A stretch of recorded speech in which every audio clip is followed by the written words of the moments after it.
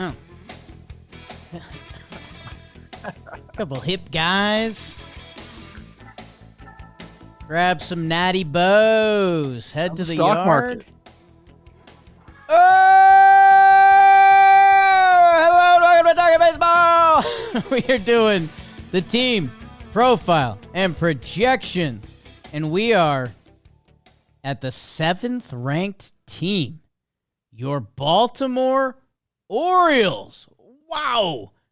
Let's get into it with the DirecTV Rewind. If you're ready to transform your baseball watching experience, head to directv.com/JohnBoy or scan the QR code on the screen to learn more. Last year, the Baby Birds, 91 and 71, they went dancing, but they were dancing by themselves. Lost to the Kansas City Royals in both games of the wild card. They were road dogs last year. Third best record on the road. Struggled a bit in one-run games. The offense ended up being there. 4th in runs scored, 4th in OPS. Okay, 2nd in homers. 5th in starting pitching ERA. The bullpen, 23rd in bullpen ERA. Man, the run differential was top 10. Trev, these Orioles, man. Gunner's a star. They lost a couple pieces. Who's coming in? Well, your doppelganger is going to be there. No one's ever seen you or Tyler O'Neill in the same room. It's weird, right? Weird. And I know so much about baseball. Interesting. Style the same, too. Those outfits. Fashion, 3 years, $49.5 million deal. What's in his basement? Scared to ask that question, to be honest. He comes off a 31-homer season. He's kind of the Anthony Santander replacement. But he'll be playing some outfield, obviously, trying to hit some homers for the Birds. Charlie Morton comes in for a little rotation stabilization, Jake. 1 year, 15 for him. He's going to pitch till he's 85 years old. He's the salt man. He might be 85. We don't know. Yeah. There's performance-enhancing drugs out there. We'll talk about that later. He's not on them. I'm just kidding. Why'd I say that? Jeez. How about Sugano? Tomoyuki Sugano. 1 year, $13 million deal. He's like 35, came over from Japan. He's actually looked really good in spring training so far. We're going to get into it, but they're going to need him to step up and kind of be a guy, ground ball king. They also brought in relief pitcher Andrew Kittredge. He's on the shelf right now. He signed a 1 year, $10 million deal to kind of be at the back end of that bullpen with Cano, Dominguez, and Bautista. How about Gary Sanchez coming in to fill the backup catcher role? 1 year, $8.5 for Gary? Okay, Gary. Ramon Liriano comes in as a depth bench piece for them on a 1 year, $4. You know, he can play some defense out there. He can hit a little bit too. Dylan Carlson comes in on a 1 year, basically a little bit above league minimum, $970,000. He spent last year split between St. Louis and Tampa.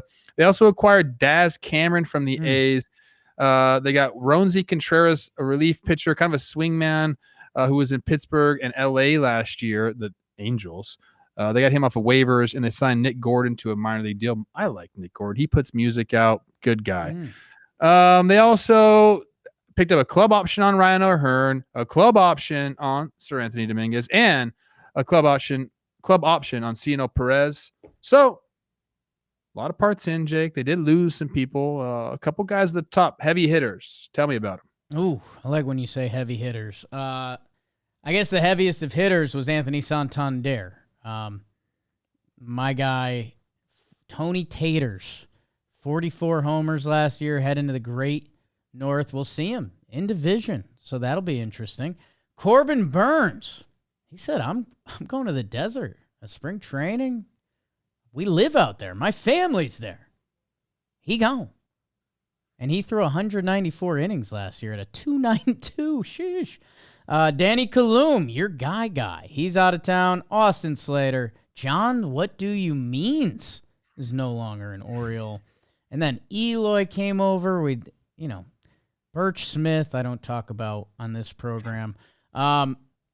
Trevor, the lineup, I guess a little, I wasn't familiar with your game. I didn't realize where they landed last year because in my head, this lineup has potential to do a little more. Yeah, I think you're probably thinking Adley. He wasn't himself last year, but they did have like 9 or 10 guys with OPS pluses over 100, and that was with some substantial AB. So there is lineup depth here. There's length. No one ever says that about you. How about Gunnar at the top of the lineup? He's one of the best players in baseball. He's like sneaky my favorite player, I think. I don't know what it is about him. Jordan Westberg at third base. Adley, the aforementioned Adley behind the dish. Colton Cowser, go get it out there in the outfield, big boy. He can swing it a little bit too. He's in right. Left field will be Tyler O'Neill. Ryan O'Hearn at DH. First base, Ryan Mountcastle. Okay. Jackson Holiday, what you got for us this year, big boy? And then Cedric Mullins in center field. This is where I think they've made a big improvement over last year's team, and it kind of gives me some hope this year for the Orioles. Or more hope, I should say. Heston Kierstad will be on the bench or, mixing in. But also, like I said, Gary Sanchez comes in as a backup for Adley. And last year there was James McCann. I think this is an offensive upgrade. Ramon Laureano out there again. He can swing it. He can play defense. I think that's a little bit nice. And then Ramon Urias. That's a nice bench right there. That's an upgrade from what they had last year. Some other names to watch. We're going to see what Mateo's up to. He had internal brace surgery. I kind of like him, don't you? He's always awesome to watch play. Yeah. Dylan Carlson I talked about. Kobe Mayo's just kind of waiting there. What kind of shot is he going to get? Emmanuel Rivera, Levon Soto's there. So they have names. They have depth. I really do like this lineup. I think it might have to carry this team because there has been some injuries to the rotation and the bullpen, Jake. Well, Trev, in that rotation, Zach Eflin, a move I didn't love at first, has been awesome, where Jake was wrong. He's coming in with Charlie Morton, just snapping curveballs. Dean Kremer, Sugano, who I early returns love. And then, your guy Cade Povich, Albert Suarez, big fan of the program. And the reason we're talking about those guys is Gray Rod is going to be out for a little bit. Kyle Bradish looks like he's out the whole year. Will Tyler Wells come back this year? Trevor Rogers. So they've got, rotation that some important parts have been banged up, but they're still putting a nice, solid crew out there. And then I think this is where they hope things change this year. The Kittredge injury is tough. But Felix Bautista closing games is a special thing to see on the baseball field. And Yennier Cano's still there, and Kagan Aiken, and Sir Anthony Dominguez, and Soto, and Perez, that they've got some nice righty-lefty options out there that they should be able to mix and match with you. The back end, it went from being a strength of when the Baby O's were fully happening to that took a step back last year, that things should feel different. And I guess, Trev, for a team that won 91 games last year, and you're right, I think for those of us that were locked into baseball, what Adley did, especially in the second half last year, that was a little jarring. Santander, I keep saying the home run production and their offense, he's gone, but they have the pieces to plug and play. And I guess the other thing that's still wild to me, you mentioned, Kobe Mayo looking for a role or looking for playing time. He's a guy that on a lot of other teams we'd be opening with, like, watch out for this guy on the way. So the Orioles are still in that youth movement that there's going to be a couple breakouts that happen. There's going to be a couple guys that don't. That it felt like they took a step back last year, and it feels like they're going to take a step forward this year. Yeah, there is room for improvement. You mentioned, even Adley is still young, and he, right. I think he took probably the first time he's really kind of struggled, especially at the big league level. So, you have to expect at some point during your career, you're going to struggle. What kind of adjustments can you make? That's the longevity. That's what, is the difference between kind of good ball players and great ball players. I expect Adley to make the adjustments. The Gunnar Henderson injury. He's got a intercostal strain, probably not going to be ready for opening day. That's one to keep your eye on because it's going to create opportunity. So, does Jackson Holiday move to shortstop?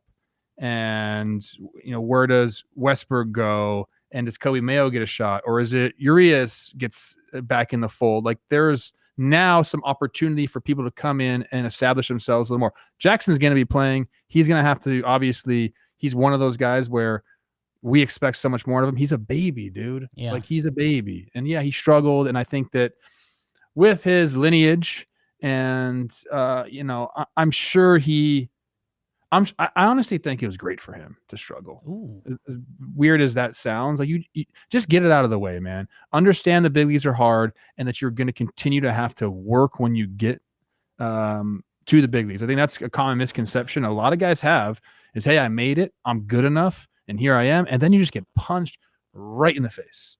And the light bulb goes off. It says, wow, this is kind of where the work begins. It's hard to get there. It's harder to stay. That's what everyone says. It's dang true, man. So yeah, I think I'm into this team. I am. I think there is room for improvement. They've made it to the playoffs the last 2 years. They haven't won a playoff game in those 2 years.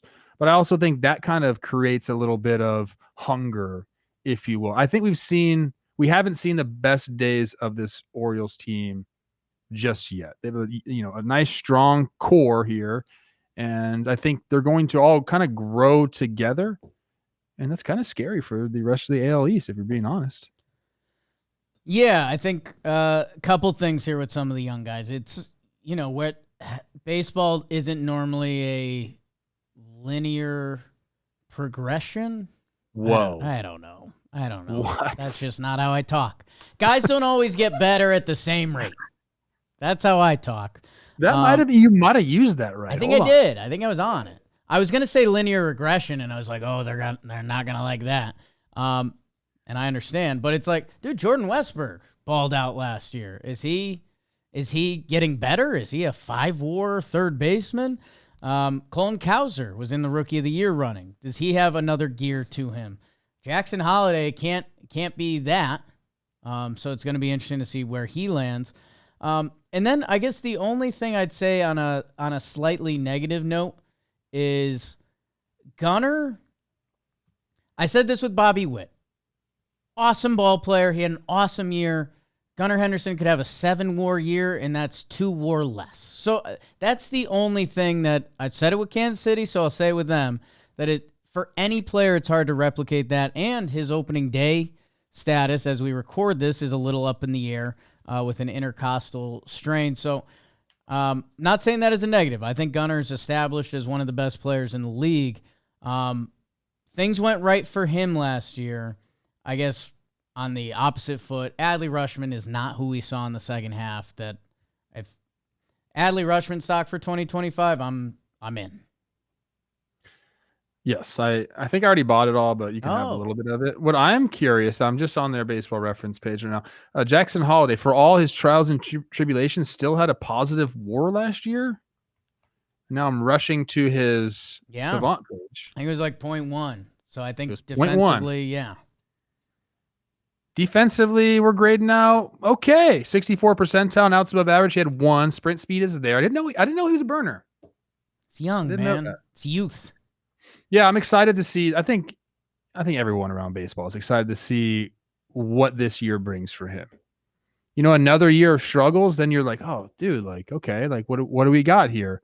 I don't anticipate that. I mean, I also don't anticipate him just going off and being Gunnar Henderson because that's not really fair. Like, I still think there is going to be some bumps in the road with him. I mean, again, how old is he? 21? He's 21 years old. Give the kid some time, man.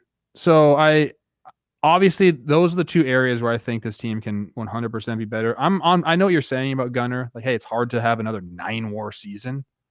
But Adley is going to be closer to what we've seen before, and I think Jackson's going to be a few steps ahead of where he was last year at the very least. And if he pops off, then we're talking about a whole different thing. So there's some what ifs here, I think, with this team, but the lineup length and the depth there really, I think it solidifies a pretty high floor for this team.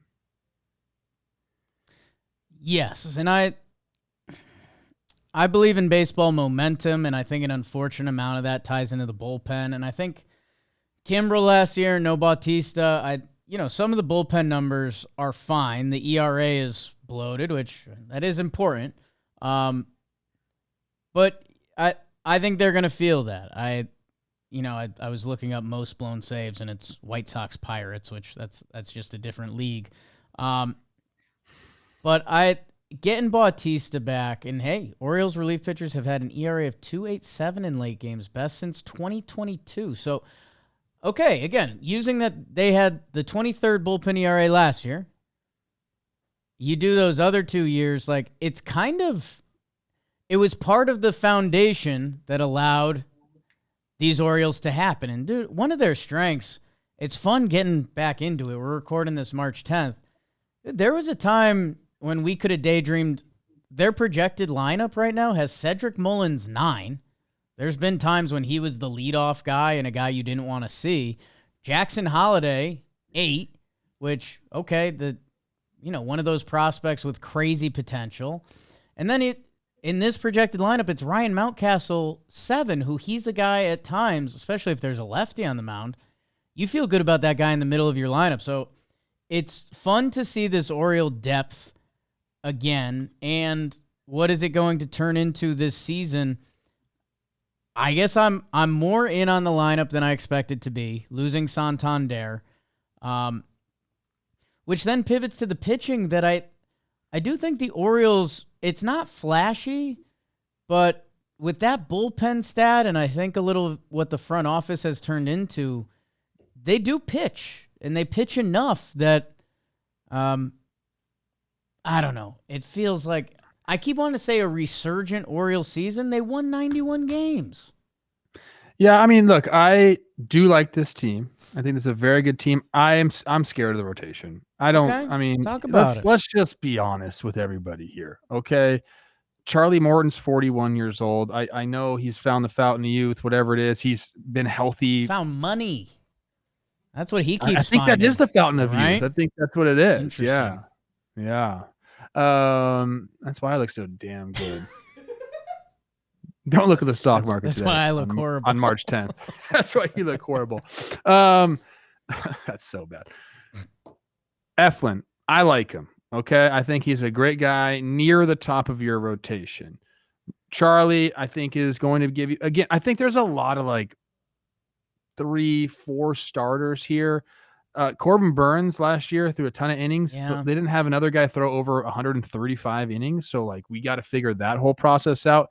And maybe they have enough, but the injury to Grace Rodriguez, he's going to start the year on the IL. Hopefully he's back and kind of stabilizes that rotation.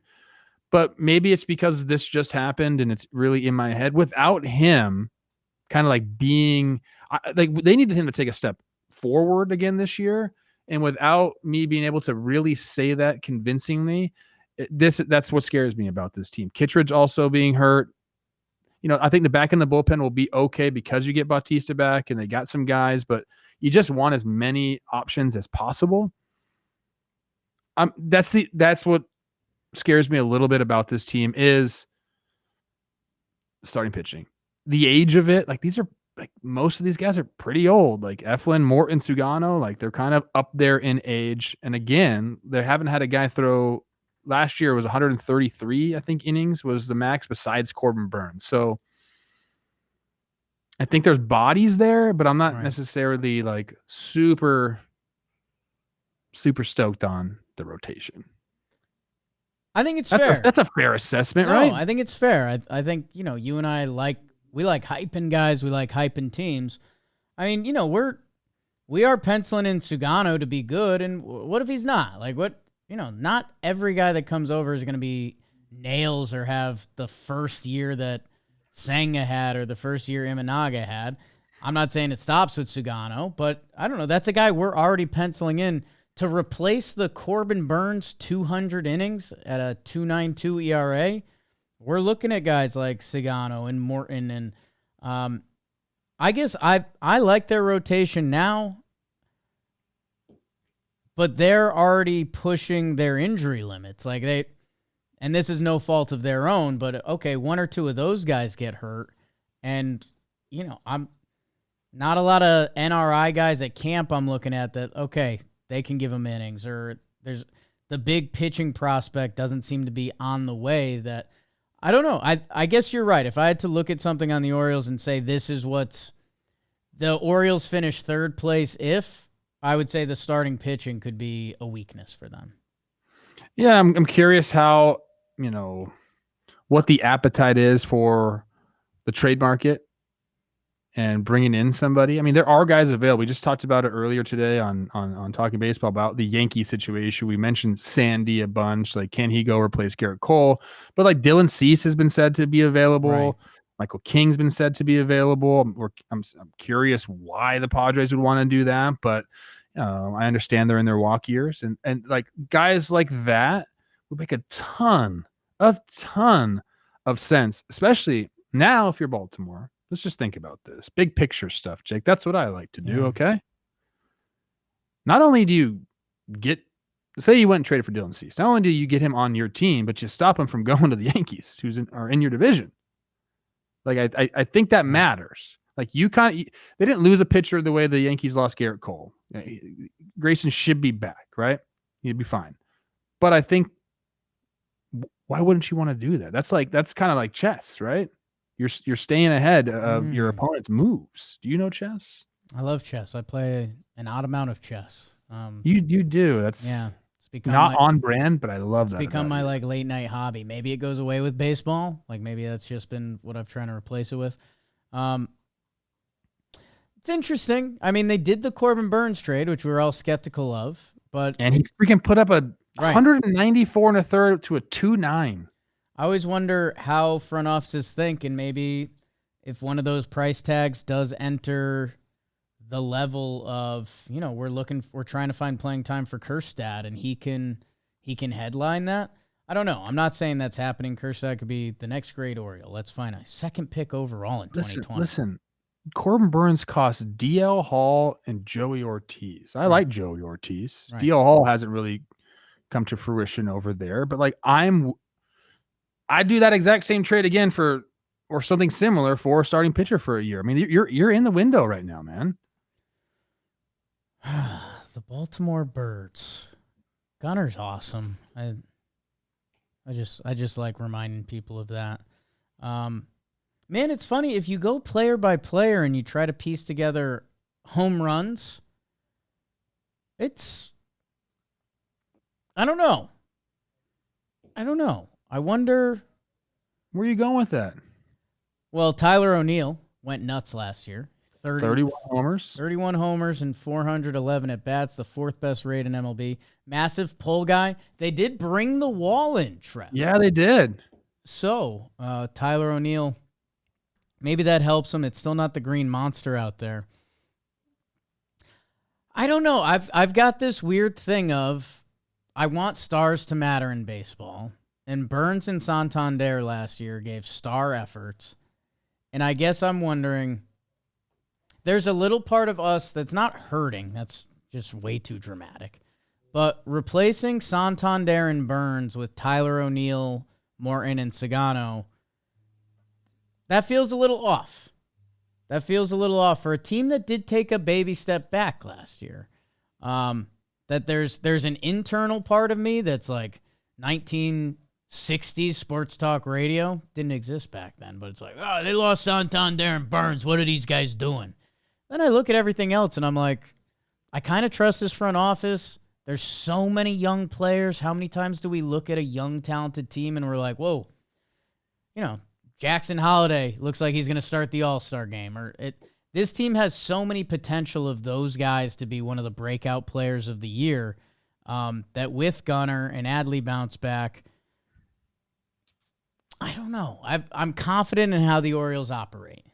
We were talking earlier about like, hey, you come to the big leagues, have to make adjustments. That's what separates players. At the end of the year last year, Jackson did make an adjustment. We talked about his leg kick kind of being really up there. Timing with that has to be perfect. And there are times where it's going to work and you're going to crush the ball. And then there are times where it's not and you're going to feel super lost. So I think that's what he did. He kind of like toned it down a little bit. And even I want to say, if I remember correctly, even was doing like a kind of a little toe tap, like getting the foot down just a little bit earlier, which, dude, every single hitter goes through at the big league level. It's like, okay, holy crap. I can't see the ball right now. So you have to figure out a way. And it's like funny, man. You go on social media and all these like hitting coaches like, don't get your foot down early and don't try to get on top of the ball. I'm like, dude, have you ever faced big league pitching? It's terrifying. And sometimes all you're trying to do is, I don't care about hitting the ball hard. I just want to put the barrel on it. I just need to feel the barrel on the ball. That's all. And like, I have to think that way. Like, I wish I could have a talk with every single hitting coach out there and be like, guys, I get it. The cage is not the game.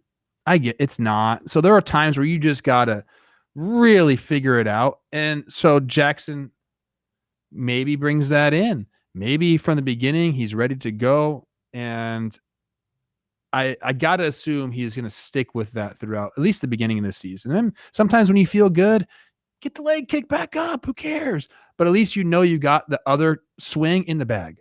It's very important. As you know. I know that. I'm glad you're telling the Orioles fans and everyone tuning into this. Just a couple other prospects. Basalo, the catcher. Me and him are friends on Instagram. He's the guy. He's supposed to be a guy, and he's supposed to be ready this year. So, like, what does that do to their formula? We mentioned Kobe Mayo, Kerstad. I even think they have a couple. Trade everybody.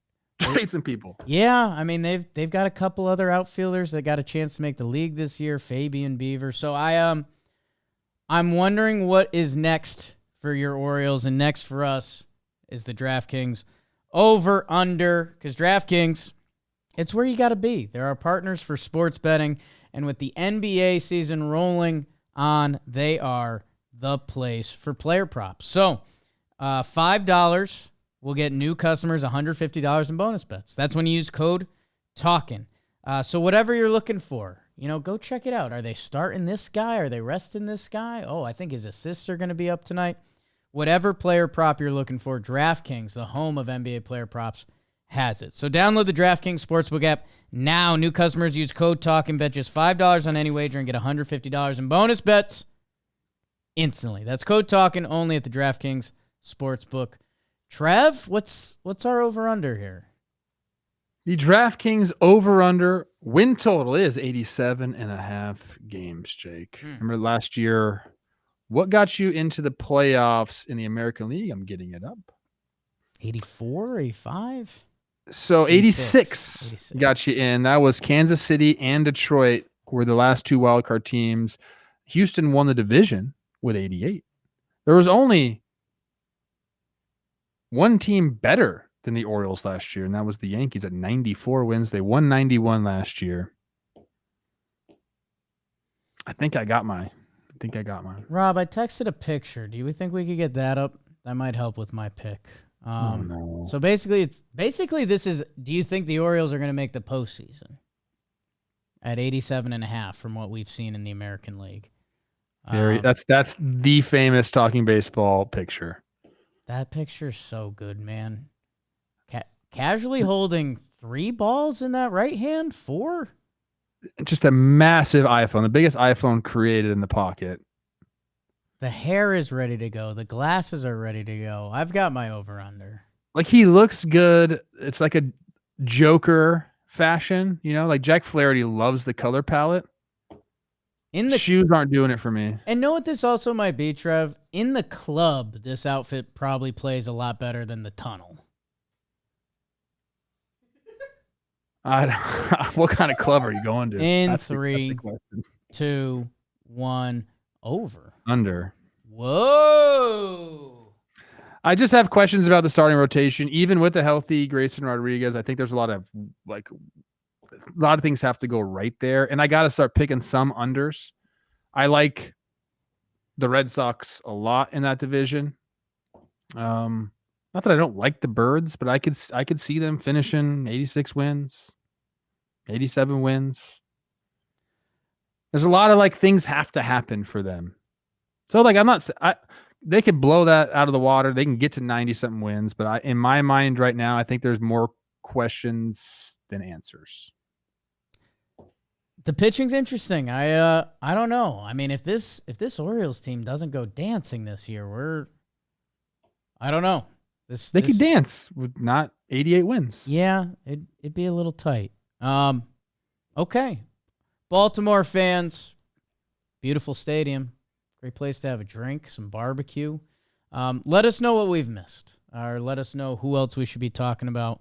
And when we come back, top 6, the final 6. So congrats, Adam Jones, Baltimore Hall of Fame. Stud. Great on the interstate. All right, we'll see you guys.